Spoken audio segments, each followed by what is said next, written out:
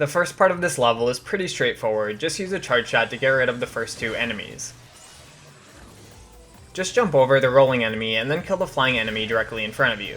For the hammer guy, get as close as you can and then do a quick juke and jump over him. In this next part, jump over the rolling enemy.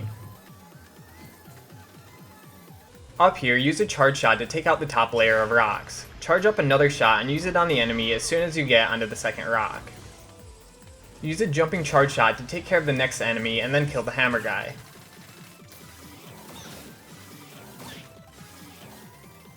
In this next room, you can just jump past a hard hat enemy, just be sure to run a little on the second treadmill to time it right. Use your speed gear to slow down time and kill the rolling enemy. If you're having trouble landing your shots, just wait until his opening is completely facing you before firing. Then run non-stop past the robots and the falling rocks. If you don't hesitate at all, you can make it through easily every time. For the mini-boss, use your speed gear whenever he's attacking above you to position yourself next to him and away from danger. If you get good at this, you can also use the speed gear when he's close to you to get more shots in and speed up the fight.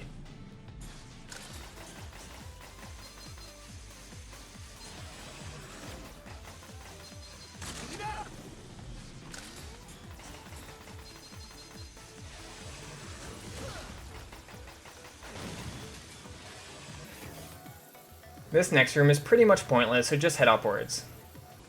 In here, jump up onto the left platform and spam your shot to get the enemy to fall into the gap. Use your speed gear to quickly get past him when he's not jumping. Then take out the hammer guy. Use a charge shot on the conveyor belt to take out multiple stones at once. Try to jump right when the metal gear hits the ground so that you don't get stunned. Then use your speed gear to quickly get past the obstacle. Wait for the roller to come down before jumping over him. On the conveyor belt, just run towards the hammer guy and then jump over him before he swings. Start the next room by using a charge shot to get rid of the disappearing enemy. Jump onto the conveyor belts and then drop off of the one right before the enemy. Wait for the flying robots to get close to you before climbing back up.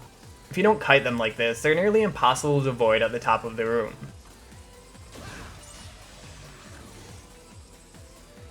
Jump over the hard hat and then prepare a charge shot for the hiding enemy.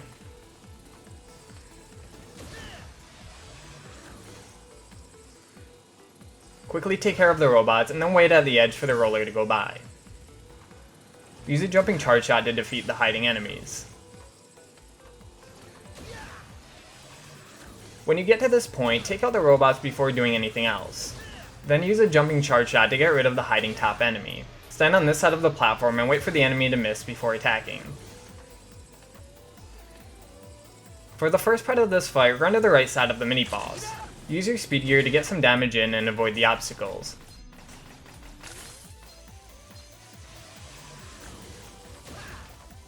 The boss will drop over here next, so position yourself accordingly. You can also jump while on the conveyor belt to remain in a relatively still position. For his third attack, move over to the far left side of the stage to get some attacks in. Then move a little to the right if he changes position. This is also a really good time to use his speed gear to get more damage in.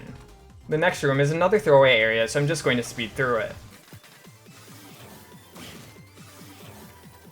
Up here, stay next to the ladder and don't move so you don't trigger the hidden enemy's attacks. Prepare a charge shot and then use the speed gear as soon as a roller lands on your level. Shoot him through the opening and then bait out the hidden enemy before running to the other side. Bait out the very top enemy and then kill the next one while running to the left side. Now just take care of the top one. Ready a charge shot and then jump down on the conveyor belt and release it. Continue firing rapidly to kill the hammer guy. Jump to avoid getting stunned from the falling gear and then use the speed gear to quickly get past the first obstacle. Try not to drain the meter more than halfway because you'll need it for the next obstacle.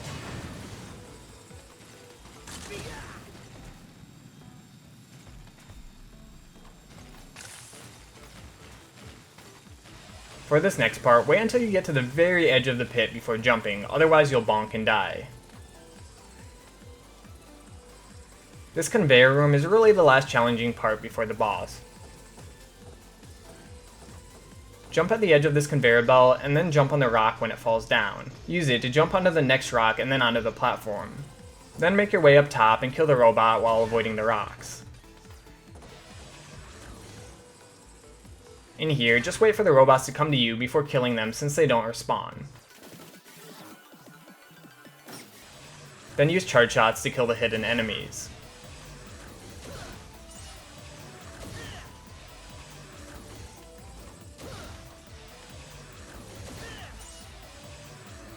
Use your speed gear to take out the rolling enemy and then do a jumping charge shot on the hidden one.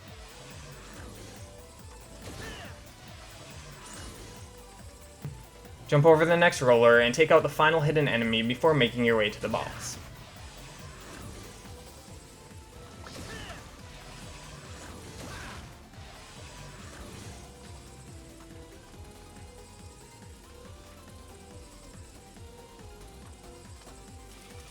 Start the fight by shooting a charge shot at Blockman, then run a little to the right as he jumps over you.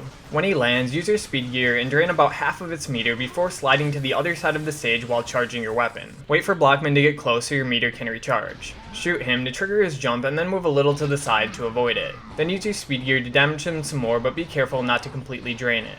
Run and slide to the other side of the stage. Once again, shoot him when he gets close, dodge his jump, and then use your speed gear to inflict a bunch of damage. Just repeat this technique 1 or 2 more times to finish the first phase. At the start of the second phase, move as close to the wall as you can and charge up a shot. Jump when he lands so that you don't get stunned. When he lifts his torso up, be ready to jump with the speed gear to shoot his red spot. Cancel the speed gear before jumping and use it again when he puts his foot down to get in some more easy damage.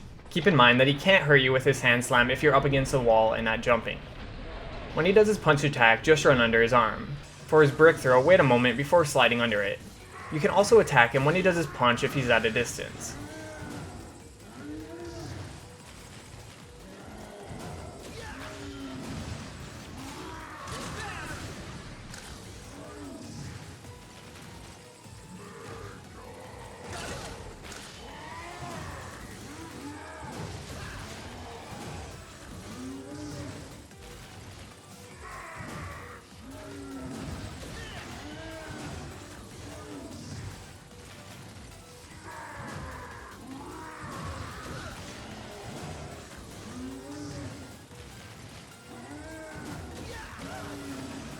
For his final phase, you want to only use charge attacks because they can cut through multiple bricks at once. Keep in mind that there will always be 3 sets of bricks he throws before switching sides. Alright, and that's it for this boss. Thanks for watching and see you next time.